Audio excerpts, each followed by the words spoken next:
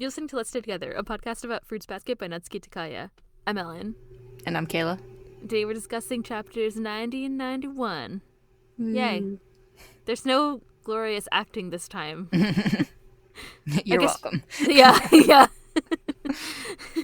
I got some notes that people enjoyed it, but that's good. I'm glad. Oh, I guess another important piece of news that happened in between we last released our last episode and now is that the next season of the anime release date was announced. Woo! Yay! Yay! And if you live in America, unlike me, then you can see if there's a theater near you that's playing the first 3 episodes. Yay! Yay! I know there's one sort of ish near you. But... Yeah, if it's the same theater that played the last season, first 2 episodes, is doing it. It was something that started with an L. It was in a town that started with an L. Yeah, I don't remember, but okay. It was pretty I'll far look it up outside later. of the main city, but yeah. Anyway, it's almost, they're playing, I think it's playing like the 30th, March 30th and 31st or something like that. Anyway, I hope that everyone who can see it and gets the opportunity to go see it. We'll be doing the anime is airing on a different day than it used to, so we still have to figure out what our timeline is going to be for when we release, but we'll be covering the anime again when the new season starts, and I'm really excited about it. yeah, it should be like almost all new stuff. It will be probably mostly new stuff. Mm-hmm. And I hope they make some like little changes like they did last time to some of the episodes or some of the things that happened. Yeah. I really like talking about those things, so I think that'll be nice. I'm excited to see how they change Tohru's DVD spiel. Are you living in 95? I was like, has she never seen a tape? I don't know. Anyway, that's all that and more coming up today. All those rants and more coming up later. Yeah, that'll be funny. I wonder if they'll do something. Momiji will be like, I streamed it live on YouTube. I've recorded it with my cell phone. Yeah, we'll see. That'll be a good time. They did already make subscribe. Yeah. He turns around turns the thing around to a selfie during the middle of the play, and he's like, comment, and subscribe for more. Okay, back to the play. I could see Momiji being a vlogger, a travel vlogger or something. To see if anyone was gonna have a little YouTube channel or something, it would be Momiji. I do think that we talked about how Kakeru would probably be all up in Vine, but I think Momiji would do some more serious He definitely could be an influencer. Yeah. Especially with his crazy sunglasses and fashion and whatnot. They'd be like, what do you do? And he'd be like, oh, I make videos for YouTube. And Tohru would be like, what's a YouTube? I'm just used to these newfangled DVDs. Yeah. Good times. Okay. Anyway, the new anime is coming. That's all I have to say about that. I don't have any other significant thoughts. I mean, it's definitely going to cover the beach arc. Yeah. So we get to make way more summer jokes. Once again, I hope everyone's ready. Because, guys, it'll be summer soon. It'll be summer soon. I have a feeling something big is going to happen.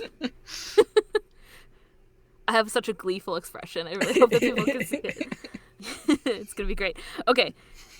So today, on a much, much heavier note, before we start, I just want to say that, so these chapters cover Kyoko and Katsuya. And before we start, I want to just say that we recognize that this is a controversial topic in the fandom. So if you don't want to hear about it, we're going to be talking about them for the next 2 episodes. And I'd recommend that you just skip it, because it's going to be basically the only content of those 2 episodes. So, but yeah, I think we touched on this briefly, and I'm sure we'll talk about it again. But yeah, and I don't normally do trigger warnings or anything for these, because I feel like people should have read the manga before they listen to this and should know the content. But yeah, I get that people don't want to hear about it and don't want to. Some people are just very no, I'm not okay with this relationship, and that's fine. So that's what we're talking about. If you're not into it, you can bail on this one and bail on the next episode, but then we'll be back for something more after that. That's all I wanted to say up front. Okay. Are you ready to start? I was born ready. Okay, good. You sound born ready. This is the highest emotional level that we'll probably have this for the next 2 episodes, so I hope everybody's ready. Get your like handkerchiefs ready because I think these are going to be downers a little bit. Yeah. All right. There's some cute moments. There'll be cute moments, but We do get baby Tohru. ah, yes. Yes, we do. It's going to be a good time. Okay. So chapter 90 I think something that's interesting, which I did mention last time, and I know at least one person commented about it, that I mentioned it, was that, oh, maybe I said it in the spoilers, but these chapters are narrated by Kyo.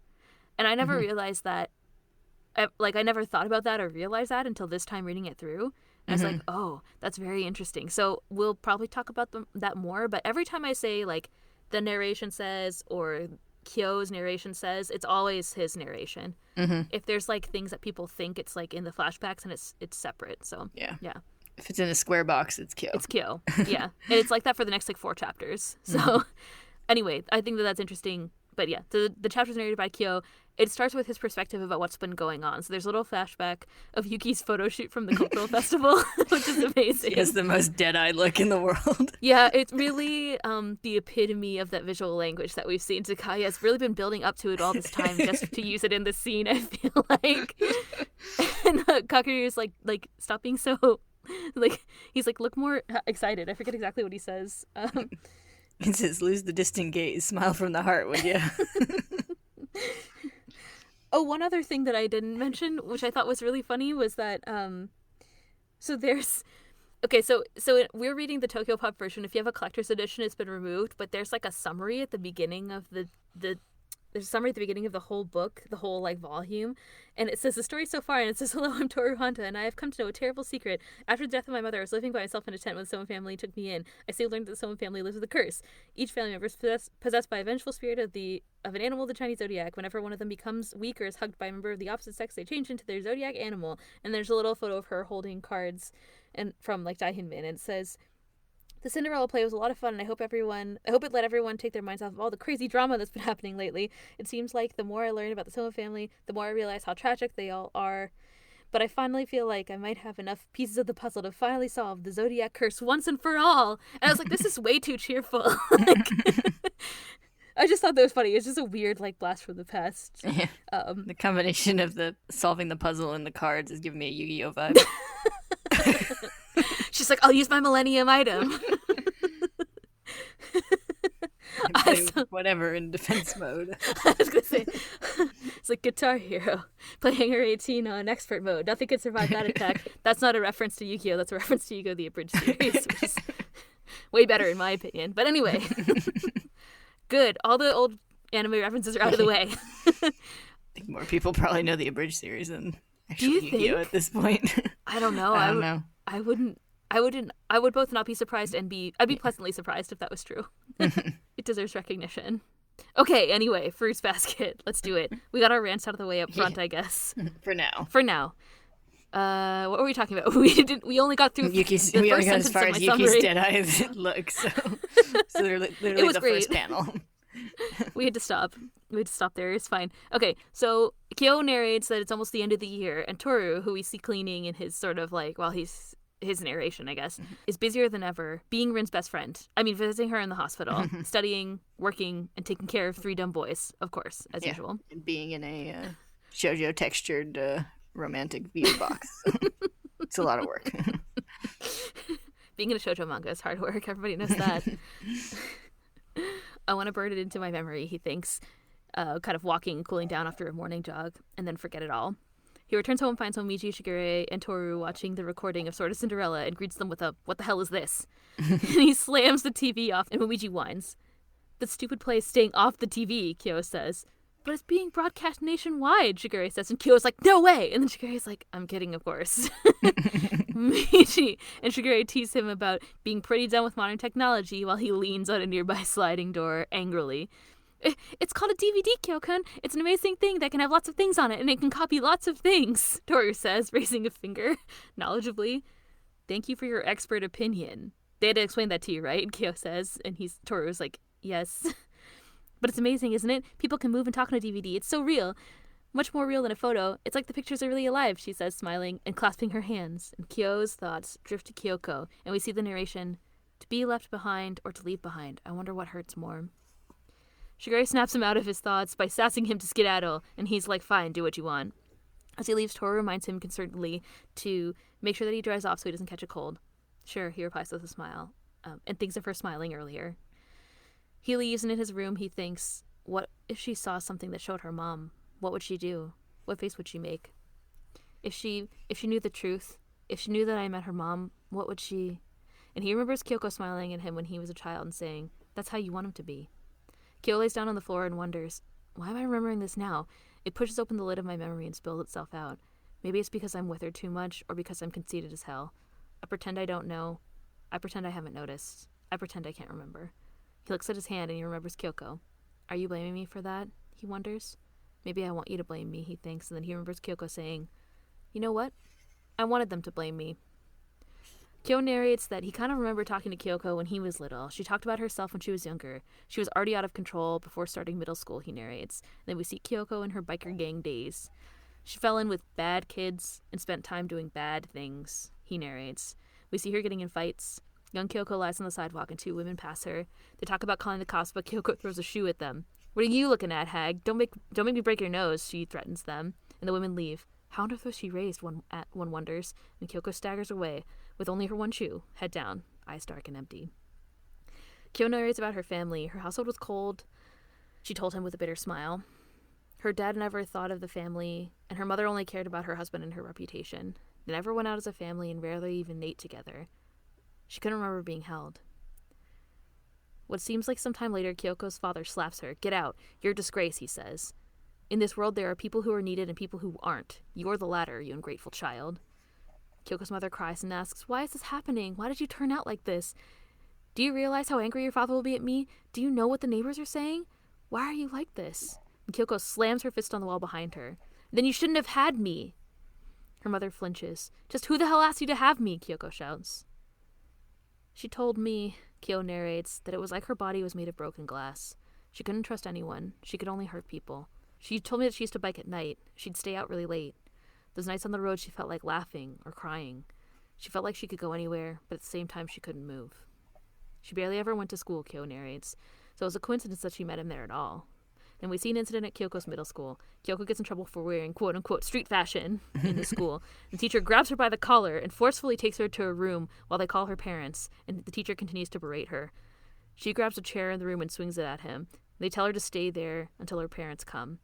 You can't run from me, old man, Kyoko screams. You think that you're so hot, but you can't do jack. My parents sure as hell ain't coming. Hey, a bespectacled and besuited teacher in the corner says calmly. That's right, I went there. I have comments about Katsuya. Listen. One of them is about his spectacles and how he can't see his eyes in this scene, but whatever, it's fine. Listen.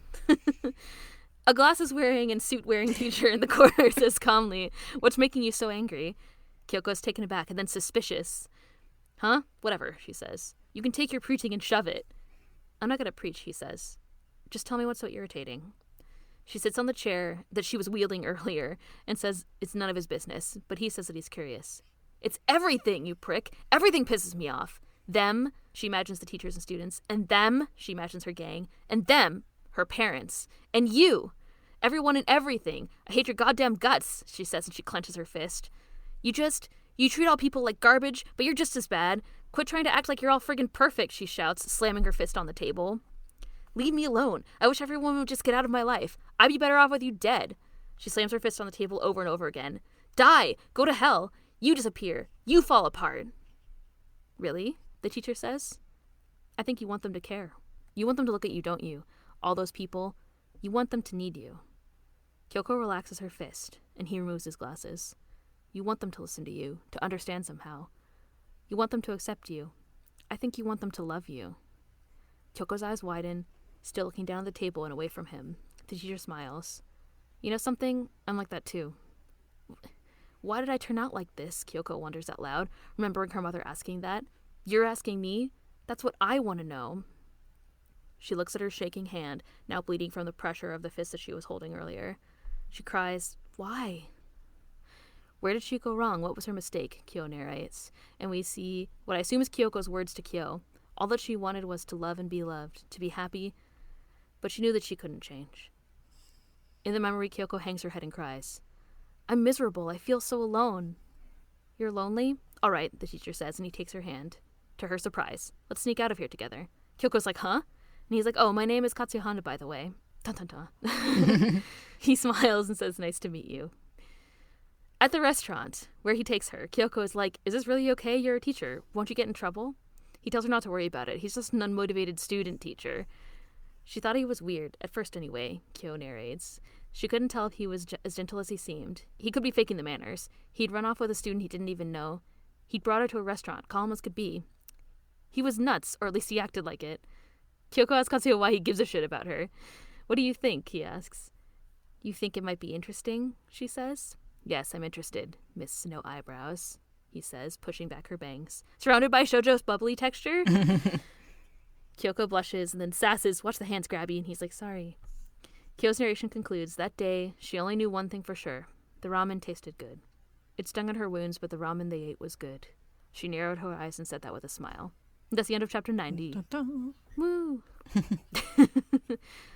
Kyo continues to narrate in chapter 91 that after meeting Katsuya, Kyoko started to change. They talk at school. Kyoko asks if he got in trouble with the other teachers, and he says that he has his father's influence on his side. His father is retired, but taught at that school for many years and has a good reputation. They take care of him because of it. I suppose they want me to follow my father's footsteps, he says. That kind of sucks, Kyoko says, and Katsuya smiles a wry smile. It's not all bad. My father's influence is worth using it if you know how, that is. It saves me from criticism when I try to push boundaries. Kyoko is shocked. Whoa, you're like the worst person I know, she says, and he's like, thank you. And she's like, that wasn't a compliment. He stands to leave and says that he has classes. He asks if she'll be absent again, and she's like, damn straight. I would like you to see me teach, Miss No Eyebrows, he says. Even if it's only once. Don't call me that, she says. I drew my eyebrows, dingbat. Or did you not notice? And he's like, of course I noticed. You're prettier with eyebrows. Kyoko's eyes widen and she blushes a deep, full-faced blush, and then sasses him to stop calling her that nickname. He waves as he leaves. Kyo's narration continues. He had strong habits and he was fake polite, and cold in some ways, but that didn't stop her from being attracted to him. She started going to school, never to class, but she walked through the door at least. Katsuya Honda always visited her at lunch. We see a conversation between the two of them, and Kyoko asks how his student teaching is going, and if the kids like him. He says it's going well. His manners are his selling point, and Kyoko's like, what? So you're good at tricking people? And he says, thank you, with a smile, and she's like, that's not a compliment. I really enjoy this running joke between them. It's great. There's a 3-beat in this chapter of this joke. Yeah.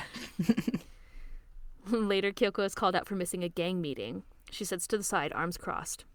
Rather than thinking about the gang, she thinks of Katsuya. I wonder if Sensei is asleep. Does he care that I'm drawing on eyebrows and only showing up at lunch? I wonder if he has a girlfriend. And she looks up at the night sky and thinks, hey, what are you doing right now? Later at school, Kyoko stands back as a group of girls swarm around Katsuya, teasing him about his glasses, which I guess are fake, apparently. He says they make him look intellectual. When they chat later, he says that tomorrow will be his last day of teaching. Okay, Kyoko says, looking away. She asks if he'll become a teacher, and he tells her that he decided against it.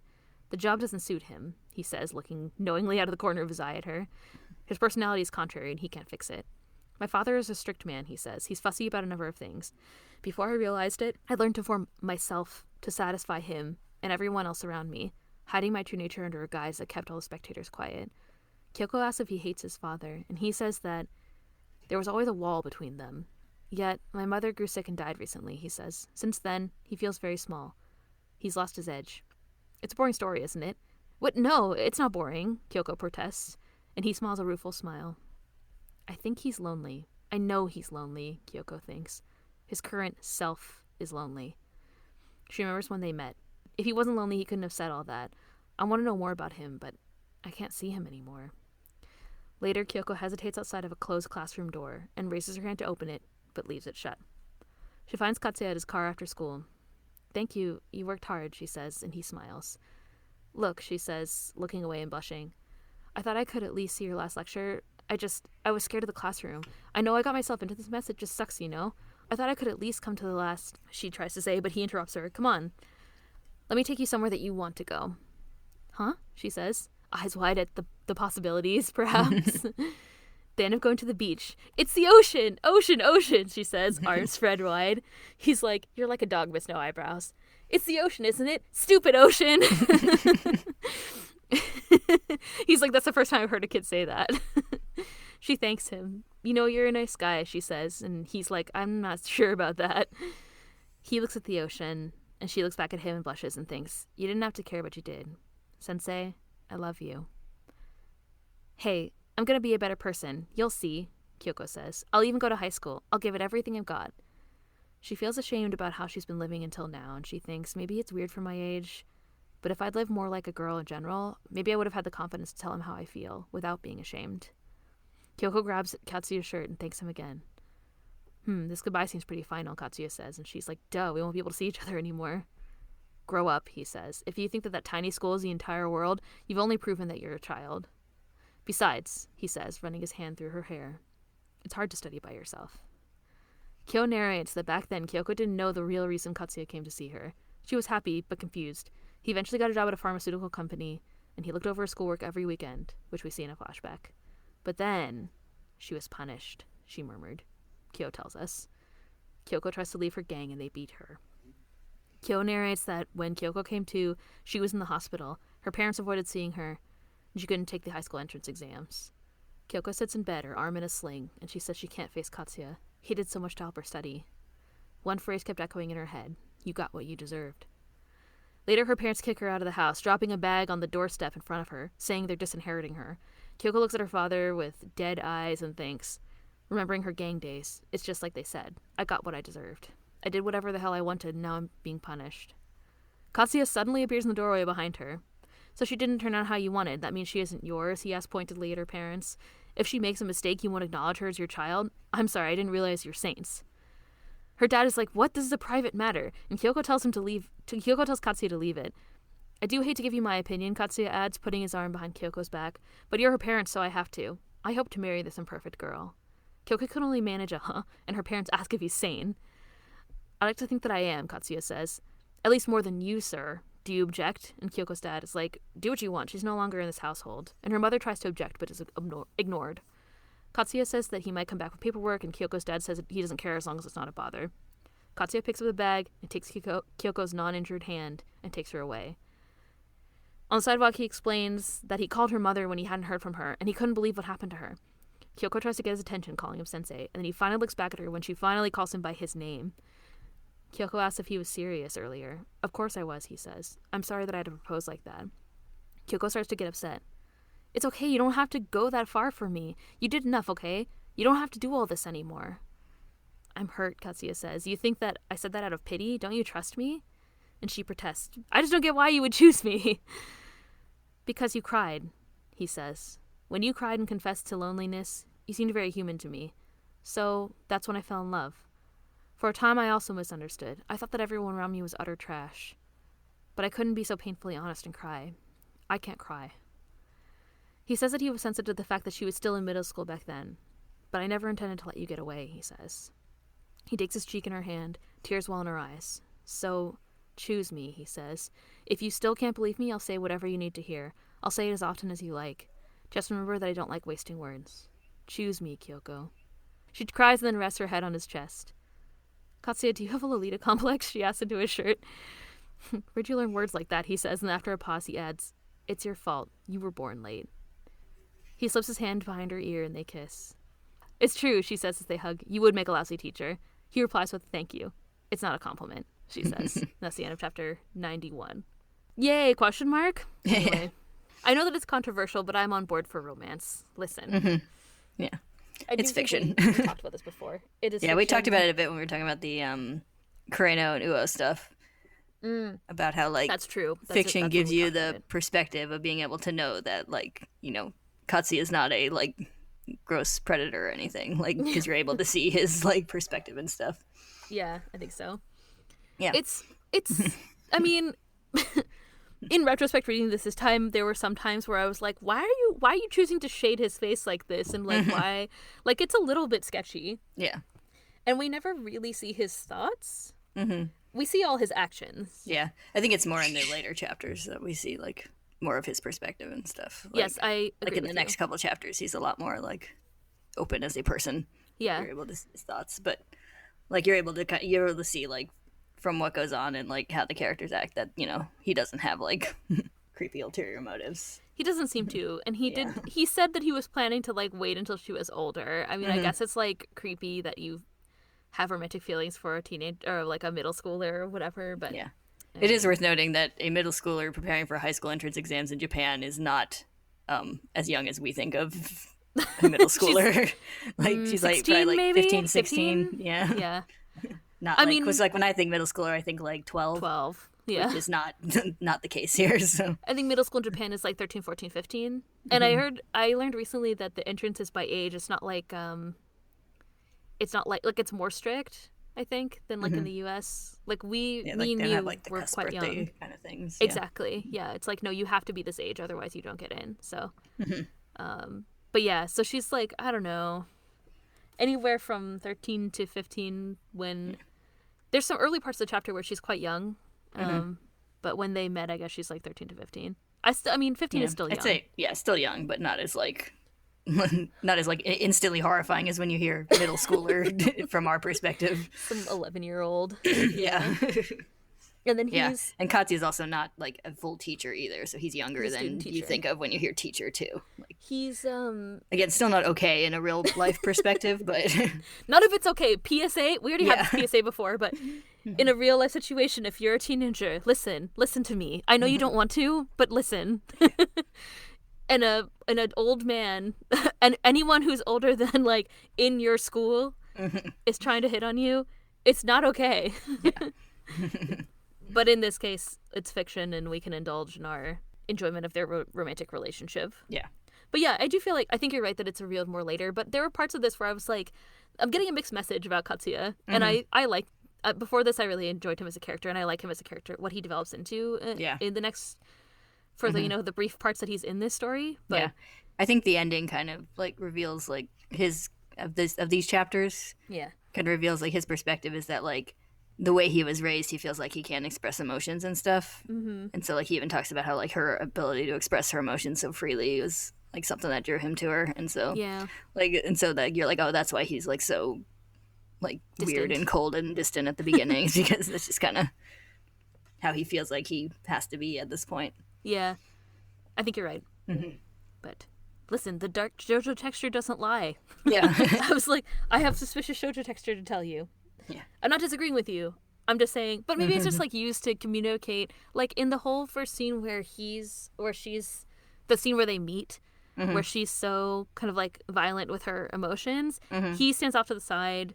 His face is covered. He takes off his glasses, like, partway through. When I first saw the very first panel of him, I was like, is he, like, a glasses villain? Like, what is happening? Like, just look at it. Look at it again. Look with the... Yeah, I do think part of that is just building up to the, like, oh, I'm Katsuya Honda, by the way, kind of quote-unquote reveal. Like, yeah. Because, like, you don't get, like, a full, like, good look at him. You never get a good look at his face until now. Until that page. When yes. He's just a dude. He takes off the glasses, and so... And then you're like, dun, dun, dun. Then you might be like, oh, hey, he kind of looks like that guy. And then he's like, I'm Katsuya Honda. And you're like, he is that guy. Oh, my God. It's him. Yeah, I mean, I guess we know that this is about them, but... Yeah. And also, Kyo kind of, like, primes us to know that, but it does get built up, too, in a... Yeah. It's kind of a big reveal. But anyway, I think you're right. I think your interpretation of it is more like what Takayo is trying to communicate. He's very closed off. I think that gets better explained in the subsequent 2 chapters that we'll talk about next week. Yeah. Without giving things away. But... Yeah. Like, I mean, I think it's intentional to some degree that he's supposed to be kind of like, what's this guy up to at the beginning? But then, like, as it goes on, you be like, oh, no, he is genuine about this. Like, it's what they intended. Yes. I love the way that he sasses her parents at the end very directly. And he does tell her, he's like, I felt the same way that you did, but I, like, couldn't express it like you. So what do you want to talk about first? I don't know. Other than what we already just talked about just now. Yeah, it's like we kind of summed up a lot of the Kyoko and Katsuya stuff there. At least the controversy. I mean, we summed up the controversy without getting too into it, but I mean, I think our opinion is clear. Yeah. The opinion is like, it's not good in real life, but we're going to talk about it and enjoy it. It's like, I do think if you go in with the, full awareness that this is fiction and we're, taking out what would be problematic at best in real life, is that it is a, well, technically. You think you could technically still give your parents, there's a part where he's like, I might come back for paperwork. And in my head, I was like, what paperwork? Like, which paperwork? Is this, like, adoption paperwork? Or, like... No, honestly, because I was like, oh, maybe I should look something. I was like, no, I don't want to look this up. I don't want to get into this. But, yeah, I think parents can still technically give consent for people under 18 to marry, even in the U.S., is my recollection. Yeah, that's what I meant by, like, problematic at best. It's like, I think, it would be legal the way it's handled because it's after, like, she's done with her mandatory schooling and he's not a teacher anymore. Yeah. So it would just be, questionable. Yeah, it says that the consent of at least one parent or guardian is required for a person 16 or 17 to get married. Anyway, okay. I just Googled it just to check. But yeah, I don't know if people know that in Japan, to this day, up to the end of middle school is the only compulsory education in Japan. You don't have to go to high school. I mean, I think most people do, like 90% of people do, but you don't have to. So, yeah, she's at the end of her compulsory education. And if her parents give consent, then whatever, I guess. I don't know. I think this part of the story probably takes place in like the 80s, so I don't actually know what the law was like back then. But and I definitely didn't dig into it. But it's feasible at least. But it's not like a Matilda situation where he's gonna like adopt her and take care of her. Yeah, this is like a completely different situation. There's it was like a review of Matilda and it had like Mara Wilson on it. I can't remember who did it or whatever, but they were talking at the end. They were like talking about that there's like a group of people who like ship like Matilda and Miss Honey. Really? And at one point they're like, it's not there. Like, it was really funny. It's definitely not there, but it's also even more wrong than it's this. Funny that just the way they're like, it's not there. I always think of that, like that exact phrasing whenever someone's talking about some like weird subtext or something. I'm like, it's not there. I think I'm not going to say I don't see it. We said that a million times with Kakeru and Yuki. I mean, why can't we say that now? Anyway, this is explicit. It's definitely there. Yeah. Kyoko has feelings for him. I think Katsuya doesn't really show... I mean, he obviously like wants to talk to her and spend time with her and stuff, and I feel like... I do think he did. I mean, this would be, minimum acceptable behavior in real life, but he did a pretty good job of just being there as a supportive person and not like being creepy at all while she was still in school and going through issues. Creepily touched her face one time. Yeah. And said that she looked pretty with eyebrows. Yeah. It's like, and then the other thing is that she acknowledges that too. So like in her own dialogue, it's like she didn't know why he was being nice or if he was being genuine or whatever. And she's like, "You're a terrible person." She says, teases him about it multiple times. So it's kind of, it's there. Like the hesitation is also there too. So yeah. But anyway. Yeah, and it does, turn out to be a good positive relationship for the best relationship in her life. Seems like, especially. Yeah, and potentially Kyoko, is. But, yeah. I think that also is a little bit more touched on next time. But we cheated because we're recording 2 episodes at the same time. So so we read ahead. But I think but yeah, it's definitely a positive relationship for her regardless, because at the end of this, but even before she confessed her feelings and whatever, she was still like, I want to go to school, like I want to get my life on track. Yeah, because she told him that like when they were at the beach before she got beat up by her gang. I love how she yells at the ocean. I was like, is this really what it says? And I looked at the Japanese, I was like, that's really what it says. It's like, you damn something she and Kyo have in common. There's a lot of things they have in common, actually. Yeah. But yes, this is the number one thing, of course. Yes, obviously, yelling at the ocean. Damn, you see. But yeah, I think they have a lot in common. Like, obviously so Kyo's like, I kind of remember talking to her, and then he narrates a whole bunch of things about her life. So I think that those things resonated with him as a child, and he remembers them now. Yeah, it obviously stuck with him. The thing that I find most interesting is that I wonder how much of this Tohru knows. Like, if this chapter seems like the kind of thing that you would have... Well, it could be something that you would have... If you were an author and you were choosing to write about this, it could be something that Tohru could narrate about them. Like, this story could easily be told by her. Yeah. So it's kind of an interesting choice to use him as a narrator. Yeah. And it makes me wonder how much of this she knows about. Like, I think she knows. She must. I want to think that she knows it, but it's interesting. It's an interesting possibility that she doesn't know some of these things. I think she probably knows the basic framework of their story. But I think we've seen like I think in the Uo chapter, it was implied that like some of the stuff Kyoko was talking to Uo about, she was only talking to Uo about. Yeah. And so I could see her like trying to, keep some of the worst parts of her life from Tohru. Maybe.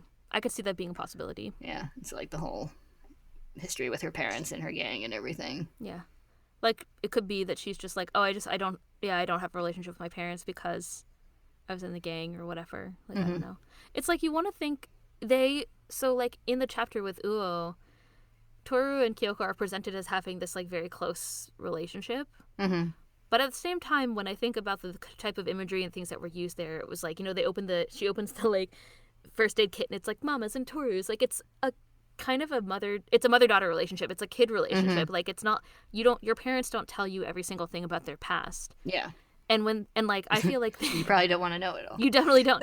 And I was gonna say I feel like the older I get, the more of those things have been revealed over time. And like Tohru was barely in high school when her mom died. Like there are things about her that she probably never told her. Yeah. She might have told Kyo. She might have or sometimes I think it's Kyo as his narration gives a highlight and then we see what happened.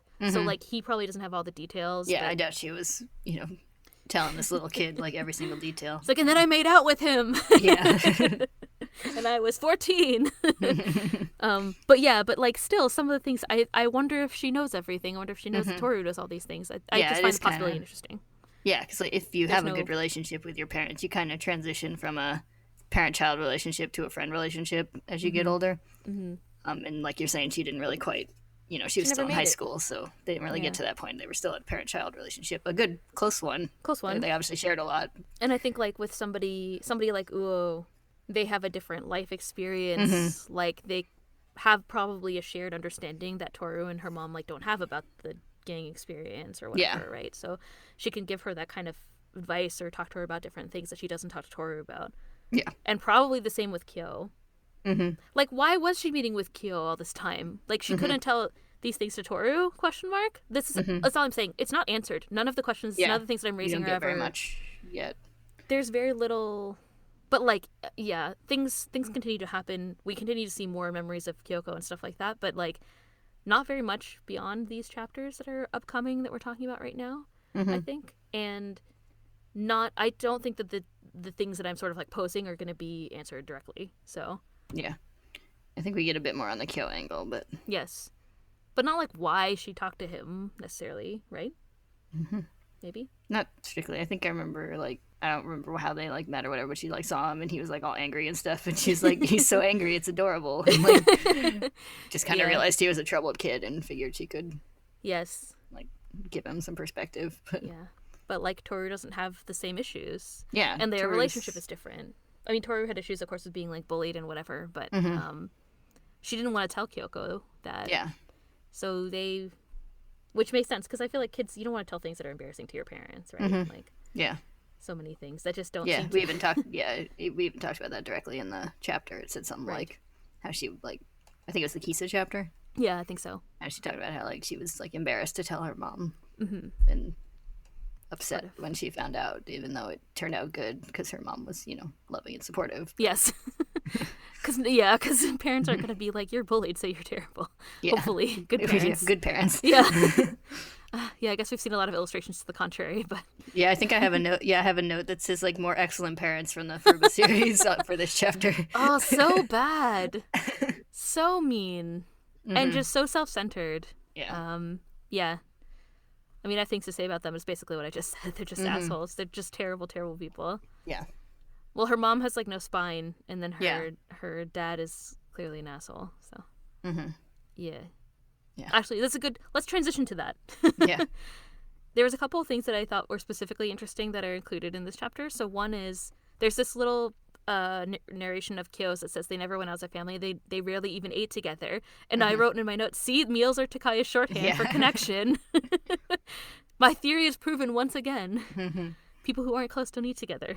And also, there's a thing where it says she couldn't remember being held. And I was like, man, that sounds familiar for like the rest of this series. Like, she had even though she wasn't cursed, she had a very similar experience to some of the Junichi that we've seen. Like, she was in an abusive household. her family wasn't close. She didn't have any like personal contact with them, basically. So close contact. So yeah. So Yeah, situation and it seemed wasn't like her parents were like worried about their image and stuff. definitely. Which, yeah. Sounds which like someone we know. Yeah. Hint, hint, it's Yuki's mom. That's what I was implying, trying to imply. I do like, we've touched on it before, but I like the like range of parental attitudes we see in the series, both in and within and without the like cursed members.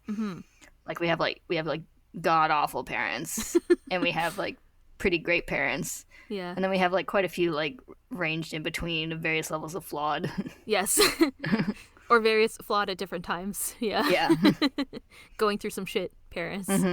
Yeah. Yeah. It's interesting. It's a good... Yeah. Because like even just comparing like Kyoko to Uo, where like, you know, she fell in with the gang for similar reasons of not having a close relationship with her parents, but her relationship with her dad has gotten better, and like, it was obviously never as bad. It's like he was more distant. It didn't seem like he was abusive like her family. No, it seemed like he like didn't really know what to do with her. Yeah. And she didn't really know what to do. Yeah. You know, without her the mom. support of so then like they managed to kind of reconnect and be better people. Have a better relationship. Yeah. Yeah, it seemed like he couldn't really handle shit after her mom left, and then she couldn't handle him, which makes sense because he's the adult. So it seems like Kyoko's family was very harsh and just focused on their image and stuff like that. Yeah, I didn't would seem to really care categorize about her that them much. under the god awful category. Yeah, basically. Yeah. Can we talk about Katsuya's family too? I don't know if there's a lot to say in this chapter, but he says that his dad was very strict and that he mellowed out after his mother died. Yeah. Katsuya It's pretty says- interesting because we know his dad pretty well. We've seen Yeah, we do. you know Toru's grandpa as a character in the series Grandpa several Honda. times by now. Yeah. Yeah. And his sister, who's an asshole, also, Yeah. I think. There's like a side panel in one of these chapters. Yeah, there's a side panel in one of these chapters that confirms that it's his sister. I think we were talking about where like we were talking about like which member was the relative. Yeah.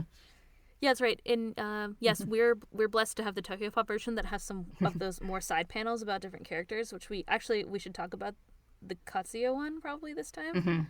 There's another one about Kakura, which is interesting. But yeah, there's a whole one about Katsuya.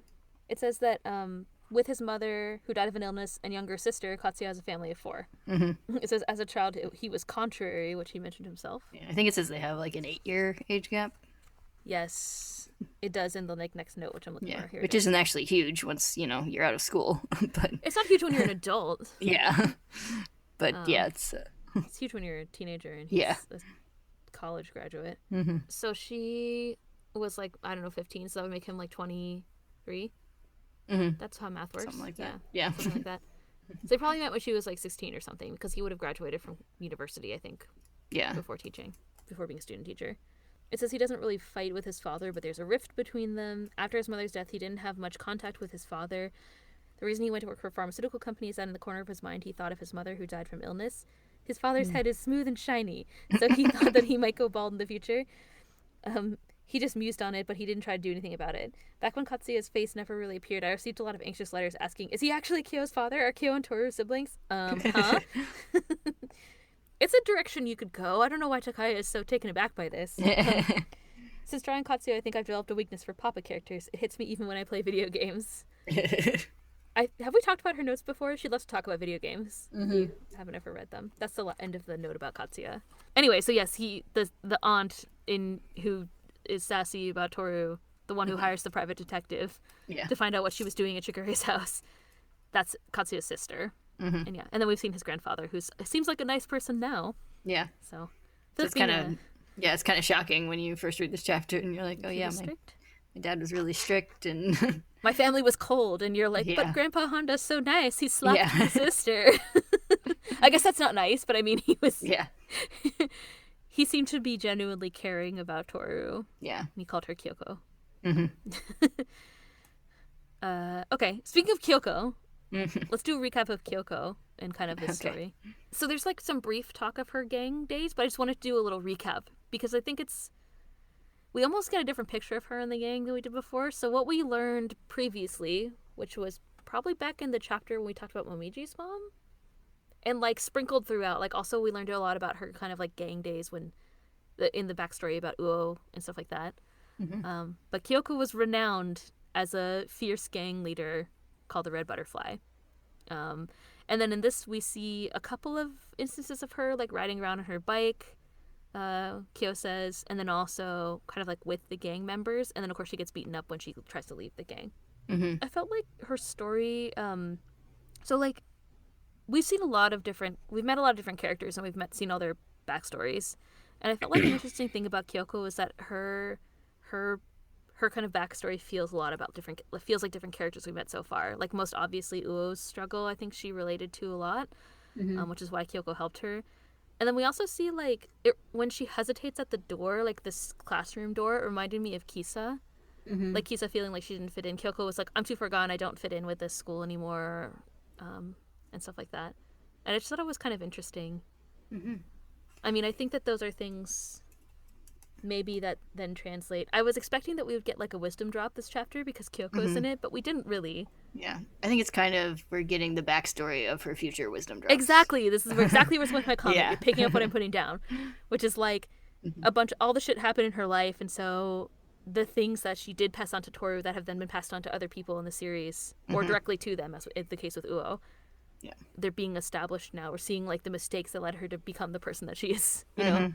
That she was prior to the beginning of the story. Yeah. So I think that also part of the things that helped Kyoko kind of grow as a person were like the things that Katsuya did. Like, basically Katsuya does the same thing for Kyoko that she did for Uo later. Like, Katsuya kind of, his influence and the attention that he gave to her helped her feel like she could be more confident, kind of got her out of got her to want to pursue the end of her studies and get out of the gang. And she was like, I'm going to be a better person and all this stuff. And Uo said the same thing. Like, she was like, I'm going to be a better friend for Tohru and all these things. So, I mean, it wasn't just Kyoko in that case. It was also Tohru. But I think that I think it's interesting that we can see the things that happened, the things that were done for Kyoko also helped influence her down the line. And we've seen that influence already. Now we're seeing the build up to it. And just another, a continuing theme in the series is just how important it is to have someone who supports you and cares about you and listens to you and stuff. Yeah. It's just how much of a change that can make in someone's life. I think so. I just said some of the themes that we've seen so far, things like connectedness, like needing to give and receive affection. We've already, just like you mentioned, these are the things that are touched on in this. It feels like a familiar story. Yeah. This story about her. We've seen it. We've seen Tohru being the disher outer of all those things up to this point. And now we can see where that kind of comes from, almost. Which is nice. So, I don't know if this is spoilery or if we should just wait it for the next time, but I feel like we have enough to confirm that was Kyoko who Kyo's had the flashbacks about with the, like, his whole thing with Yuki, like, that's how you want him to be. Oh yeah, I wasn't sure about that. I wasn't sure if we had talked about it yet or not. I read that and I was like, do I need to say this? I'm not sure. So I don't remember what I actually said in the summary. But because I know we were talking about, like, we had like the silhouette that was like hard to see, especially in the Tokyo Pop version. Yeah, it was bad. It was badly printed. And we also had this like frame here with her holding the hat. She's clearly holding the hat. Yeah, and we clearly saw that before. So I'm pretty sure. And that was in the same like context of the his like flashback of someone being like, you want Yuki to be like that, so you have someone to hate, basically. I think we can say that for sure now. Yeah. We took a lot of care to avoid specifically spoiling that before, but I think it's okay to say now that... we got Yuki's perspective, and we know that the hat brought up weird memories for Kyo. Right. And we had the memories of the mysterious woman saying that, like, you want him to be like that. Yes, you're right. I think if you put all those pieces together and include this memory, if you put all those things together and you see it's the memory of Kyoko holding the hat, I think you can say that Kyo is in the know about that situation. Yeah, so Kyo is involved in there somehow, and that it's Kyoko who said that line that's obviously haunting him a bit. 3 months later or whatever, since he says it's almost the end of the year. The only note I have is the lid. Oh, yeah. He was like, why does it push the lid open up my memories? And it's like, I don't think you're supposed to be using that analogy. Everyone has a lid. Yes. Everyone has a lid. Especially all these, like, poor children with their repressed trauma. Yes. Yeah. It is interesting that he's like, I can't control this thing that I'm thinking about. Like, he's been trying. He says, like, I pretend not to know. I've been pretending not to do whatever. So it seems like something that's been kind of, like, building up for a while. It's been bothering him for a while, his relationship with Kyoko. So because he hasn't mentioned it to Tohru ever. I think that's what he means. And then the way that it sort of, like, persists in his memory, even though he's been trying to block it out, I think, all this time. He needs to close the lid like Yuki, but Kyo has no self-control. Yeah. Everybody knows that. I mean, on a completely random note, did we already talk enough about the technology? I love how Shigeri teases him about the place being broadcast live, and he believes it. I don't think we talked about that yet, but I thought that was hilarious. I love Tohru badly explaining DVDs to Kyo. You can copy it, and you can make copies of it. You can put lots of things on it. I love her expression when she does it, where she has her, like, finger up like she's explaining. Yeah, she's excited. She's got new information. She's going to pass it on. It feels like me when I'm trying to explain what I think about things on the podcast. I'm like, and then they sit at the table, and then Kyo actually sits at the table. You know, at the table? They're eating. Anyway, anything else we need to discuss before spoilers? No, I think that's it. All right, good. Let's talk about spoilers then. Okay. Okay, good. Next time we're going to continue the tale of Kyoko and Katsuya, chapters 92 and 93. So it'll be a good time. The Ballad of Kyoko and Katsuya. It is. It could be a ballad. Should I work on writing a song? I mean, that's too much to commit to. I'll just write an epic poem. No music. Have you ever, what's his name? The Take Your Canvas Bags guy. Oh, Tim Minchin, that guy. Yeah, I do know him. That guy. He has a song with that. That's hilarious. I haven't heard this one. The one that I know is the only ginger can call another ginger. Oh. Which is also great. But he has one where he's like, he starts it off and he's like, there comes a time in, like, every man's life when he realizes not all of his, like, feelings can be expressed in comedy song. And he's like, and at that point in his life, it's like he might instead write a 9-minute beat poem. He's like, this is a 9-minute beat poem. Yeah, a 9-minute beat poem about Katsuya and Kyoko. Yeah. Okay, good. I understand now. I was gonna say, like, so you write a 9-minute beat poem about them, but then I was like, that needs some build up if you've ever heard of this. I hadn't. Thank you. I appreciate it. All right, good. On that note, let's talk about spoilers. All right, next time we'll talk about 92, 93. We'll see you then. Bye-bye. Bye.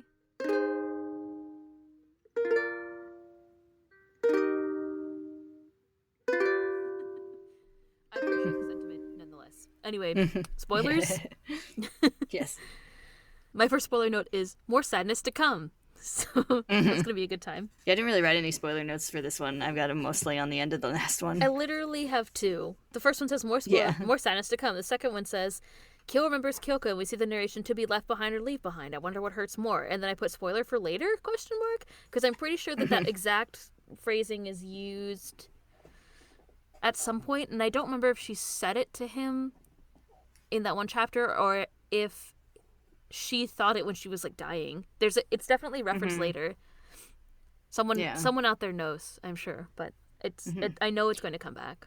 Yeah. My instinct is that it's her thoughts while she's dying. Yeah, I think so, or at some other point in the future. But yeah. I mean, I think that's also a thought that kind of permeates the series, like leaving people behind and being left behind kind of idea. Like, I'd say that's also like a big aspect of, like, Akito's insecurities and stuff. That's true.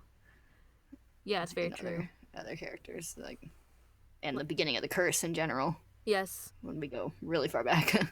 It's part of Tohru's issues too. Mm-hmm. I think we've talked about before how Tohru and Akito have similar. Tohru and Akito have similar issues in a way. Yeah. Akito's perhaps more violently expressed. Mm-hmm. Yeah. But Tohru has the same problems. Or similar problems. Yeah. The more sadness to come that I'm referring to is, I mean, Katsuya's gonna die. We know that he's dead. Yeah. So it's only a matter of time if you're reading this and you know, and you're like, oh, it's so great, everything's great, they're in love, it's gonna be so good. But yeah. we know that he died when she was I little. love those moments when you're like, you get a flashback for like characters and like you know they're in the future that they're dead, but you forget about it while you're reading the flashback. Definitely. And then like something happens and you're like, oh no. Oh no. Oh yeah, I'm excited to make some. That's gonna happen next time. Yeah, I'm sure. Stop spoiling the next episode. I guess this is the spoiler section. No, we don't spoil ourselves. We just spoil the fruits basket. I don't have any other spoilers. That's literally all I was gonna say. I just felt like we couldn't. Like obviously, Kyoko and Kyo's relationship is not fully explored yet. So even though he's narrating throughout these 4 chapters, there's more to come with him. So it's like I think we're a little bit like next time we'll probably have more kind of spoilery things to say because this is really like a 4 chapter kind of arc. Yeah, so. We're like halfway, but we're in the middle of a story kind of at the moment. So we didn't do like all it's a natural stopping point because there's a little bit of there's a slight time skip between the end of this chapter and the beginning of the next one. But they're also kind of about different topics. Like they're about Kyoko and Katsuya, but the first one is about Kyoko. These 2 that we're talking about now is about Kyoko, like Kyoko's life and how he was an influence in her life, and up to the point where they formalize their relationship. And then the next part is like their relationship after that and the effect on Katsuya's family, because that's described in the next 2 chapters, and then also what happened when Tohru was around. Yeah. Up to a certain point. So. Also, this one starts sad and gets happy, and then the next one starts happy and gets sad. Yeah. This one didn't have a lot of crying. This one wasn't as sad as I thought, but it's next time that's going to be worse, I think. There's some really nice, sad panels to look forward to next time, I guess. It's good to feel sad sometimes. Yeah, it's cathartic. I think the saddest part of these chapters are when like Kyoko breaks down in the classroom. Yeah. But it's just I thought it was interesting. Oh, we didn't talk about it. I guess we should have, but she says like you fall apart or whatever. And I think that I wonder if she's like kind of directing that at herself. I think it felt like it was kind of like what people said to her. It's kind of like a confrontational one, like you die, you fall apart instead of me because I'm currently dying and falling apart. Yeah, that makes sense. Oh, I also meant to talk about her hand. I forgot about that. I didn't make a note. I don't know why. I spent a long time Googling if blood brothers is a thing in Japan because I was just curious because I think that it's pretty symbolic that they're in this room together and then she draws blood with her hand. Like that didn't have to be drawn that way. Like obviously it's just like she's gripping her hand really tightly, like she's really upset. But the fact that it like reveals blood and it's drawn in such a way and it's like on her nails, it reminded me of something. I feel like it's just almost like a symbolic of some kind of ritual. Like they're connected now because they have this time where they're together and blood is drawn. Feels a little bit symbolic to me. We don't often see things like that in the story unless there's like direct violence. So her kind of doing it to herself, I feel like it just didn't need to be there. It's not like functional violence.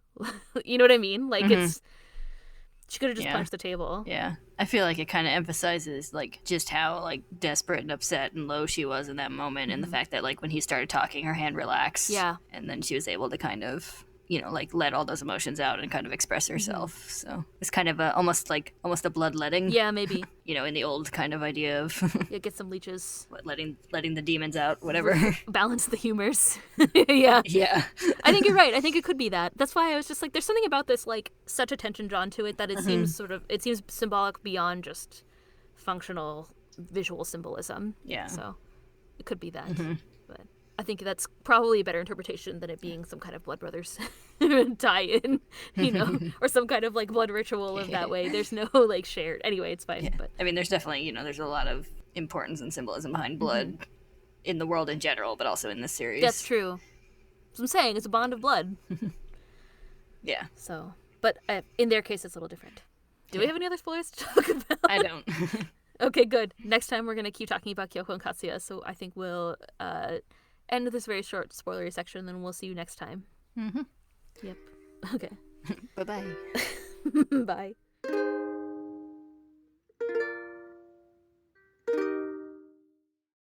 I feel like it's been such a long time, but it's only been 2 weeks, but I feel like so much happened since we last talked about this. I lost my car. You went to the Grand Canyon. I lost money. It's all good. Spent a lot of money in Las Vegas. That's what you're supposed to do. Yeah, I think so. It's really the only thing that you can do. Like, it's the only thing that's worth doing there. Glamorous money pit. Basically. Glamorous money pit. I think they should put that on the sign. Yeah. Instead of, like, welcome to fabulous Las Vegas, it should say welcome to glamorous money pit Las Vegas.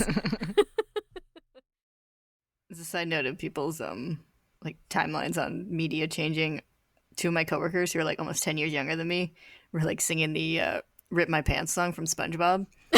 And I was like, that is an old episode. I bet you guys saw it on rerun because I remember watching that when I was little. That came out when we were like 6th grade, probably. Yeah. SpongeBob, it just continues to live on and be strange, and that's what makes it great.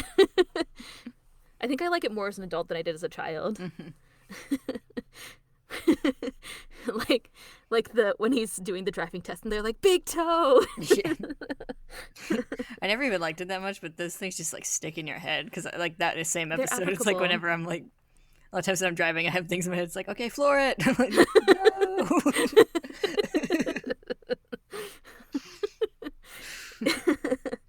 All right, good. Are we aging, like showing our age now? I think so. Well, apparently not. All right. My your young coworkers? Baby your coworkers. Young hip coworkers? It's very interesting. I think like Katsuya is kind of do you have opinions? He always has opinions. He's like, I'm against it. Yeah. Hello, it's Ellen. If you want to send us a question, you can find us on Twitter at staytogetherpod, on Tumblr at staytogetherpodcast.tumblr.com, or you can send us an old-fashioned email at staytogetherpodcast@gmail.com.